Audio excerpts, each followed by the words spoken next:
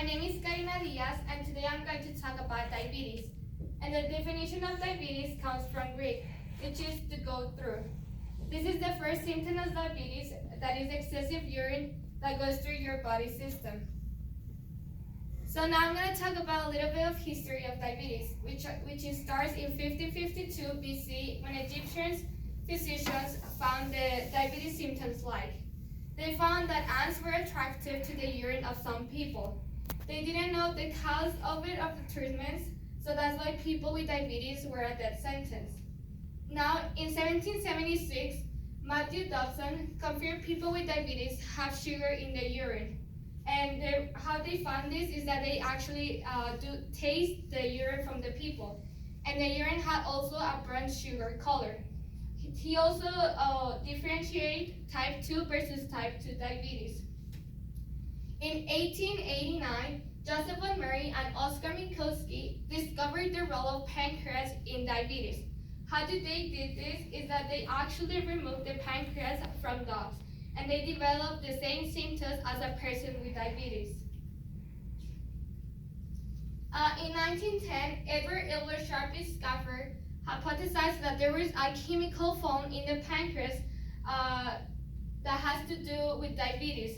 He actually called this chemical the insulin. In 1922, insulin injections were developed. And here you can see a patient treated before and after the insulin injections. This was actually the first treatment for diabetes that was successful.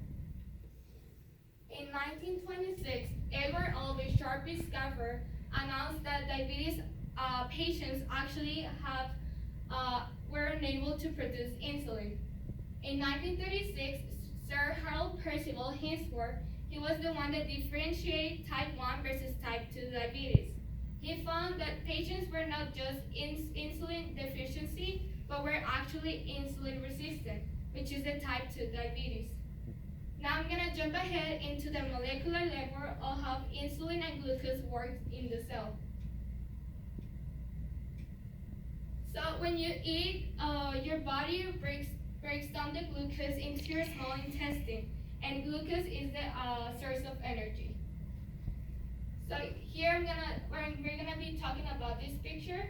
So here that's the insulin. This is the insulin receptor that is bonded into the cell surface, and this is the cell. So how the insulin works in a normal person is that the insulin binds to the insulin receptor, and then the insulin receptor, it activates the glucose transporter, and the glucose transporters activate the glucose so it can go from the insulin to the insulin receptor to the inside of the cell. So I'm going to talk about insulin deficiency, which is the type 1 diabetes. So in type 1 diabetes, the body doesn't produce enough insulin. So insulin cannot bind to the insulin receptor, which cannot activate the glucose transporters, which cannot activate the glucose to go into your cell. So now I'm going to talk about insulin resistance, which is the type 2 diabetes. And for this diabetes, there is actually insulin found in your body, but the cell builds up a resistance to the insulin. So you actually need a higher amount of insulin so it can bind to the insulin receptor, and the process goes all over again. So here for type 1 and type 2 diabetes, this is the glucose built up into your arteries. Can get into the cells and give them energy due to the glucose not going into your cell. So now I'm going to talk about type 1 diabetes, which is the immune system that actually kills the beta cells. Beta cells are the ones that produce insulin. This causes high blood sugar for the buildup of the glucose, which can lead to ketoacidosis, dehydration, weight loss, and damage to your body. The causes is just usually the immune system just breaking down these beta cells, the ones that make up the insulin, genetics, exposure to viruses, and environmental factors. The symptoms are increased thirst, frequent urination, bedwetting in children, extreme hunger, unintended weight loss, mood changes, fatigue and weakness, and blurred vision. The treatment are insulin pump therapy, which is a needle that is inserted into your skin and constantly pumps insulin to your blood. Islet cell transplantation, pancreatic transplantation, and healthy balanced diet with accurate carbohydrate counts. Now I'm going to talk about type 2 diabetes, which is a metabolic disorder that is characterized by high blood sugar, insulin resistance, or lack of insulin. Symptoms.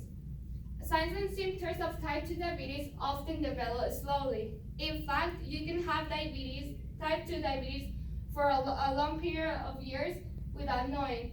Look for increased thirst and frequent urination.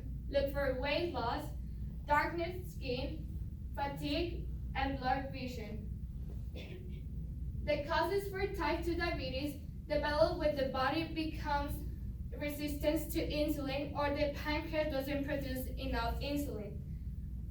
Exactly what this happens is unknown, although environmental factors and genetics play an important role in this part, like being excessive weight and due to inactivity.